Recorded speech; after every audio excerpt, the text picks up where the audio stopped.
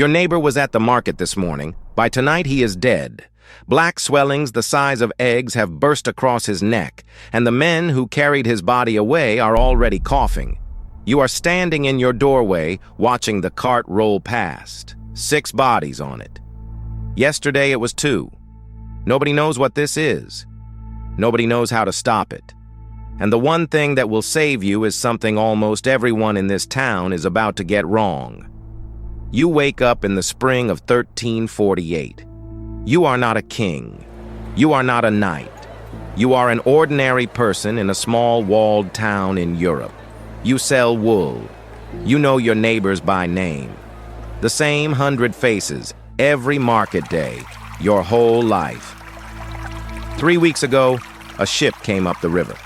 Sailors unloaded cloth and grain. Some of them looked sick. People whispered. Then people forgot. That was your first warning. You ignored it. Everyone did. Because the real threat here is not the sickness. The real threat is that you do not understand it, and you are about to act on what you believe instead of what is true. You think disease comes from bad air, foul smells, the anger of God. That is what everyone around you believes in 1348. There are no germs. There is no word for infection. So when the swellings appear, people do the worst possible things with total confidence. The priest tells you to gather and pray. Hundreds of you, packed shoulder to shoulder in the church, breathing the same air for hours. You go. Of course you go. It feels safe. It feels right. It is one of the most dangerous places in the entire town.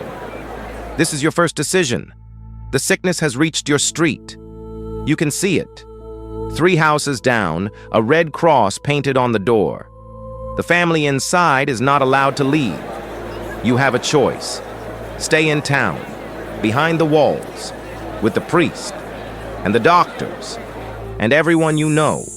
Or pack what you can carry, take your family, and leave for the countryside tonight. Every instinct screams, stay. Stay where there are walls. Stay where there is help. Stay with the crowd. Listen to that instinct, and you will probably die. Because here is what no one in 1348 can see. The sickness spreads where people are packed together. Crowds, shared rooms, sick bodies breathing close to healthy ones. The town, the safe, walled town, is the trap. But leaving has its own danger, and this is the mistake that killed thousands. People did run. They ran in a panic all at once when bodies were already piling in the square. By then, it was too late. They were already carrying it. They fled to their cousins in the next village. They slept in crowded inns on the road. And everywhere they ran, the dying followed 3 days behind them. They did not escape the plague. They delivered it. The ones who fled in fear spread it faster than it could ever travel on its own. So the killer was never just the sickness. The killer was fear. Fear made people run without thinking. Fear made them trample the weak on the road. Fear made whole towns blame strangers, travelers, outsiders, and turn on them with torches instead of facing the truth they could not see. Fear spread faster than the disease. It always does. Now, it is in your house. Your child has a fever. You tell yourself it is nothing. A chill. The weather. You have watched your neighbors lie to themselves the exact same way, and you swore you never would. But you are doing it right now. You sit by the bed through the night. You tell yourself that if the spots do not come, it is just a fever. So you wait for the spots. You watch the skin of your own child for the thing you are most afraid of in the world. And every hour you wait is an hour you are still in the town. Still breathing the same air as the dying. Still close to the people who are already sick. Denial does not feel like a mistake. It feels like hope. It feels like love. That is exactly why it kills you. This is the biggest mistake of all. Not panic. Denial. The ones who survived were not the bravest, and they were not the ones who prayed the loudest. They were the ones who acted early, while the road was still empty, before the fever reached their door, before fear took the decision out of their hands. This is your last chance. It is still early. The crosses are only on a few doors. The roads are not yet full. You have a small farm 2 days from here, alone in the hills, far from any other house. You take your family. You take food and water. You go now, tonight, before anyone else thinks to. And then you do the hardest thing of all. You let no one in. A traveler comes to your gate begging for shelter. He could be carrying it. You do not know. You cannot know.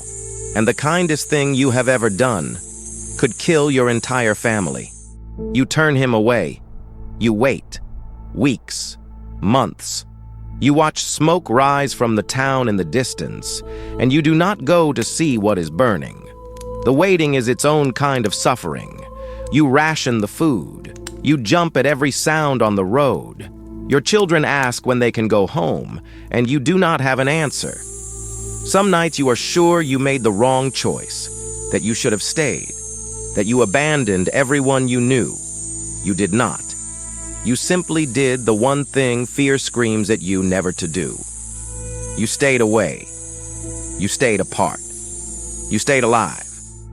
And slowly, the dying stops. Not because you were strong, not because you were good. Because you put distance between yourself and other people before you had any proof you needed to. So, would you survive the Black Death? You would need to act before the danger was obvious. You would need to ignore the crowd, ignore the priest, ignore your own desperate need to be near other people. You would need to be calm while everyone around you panicked, and even then, even doing everything right, you would need luck. Because in some towns, almost no one survived at all. As many as 1 in 3 people across Europe died.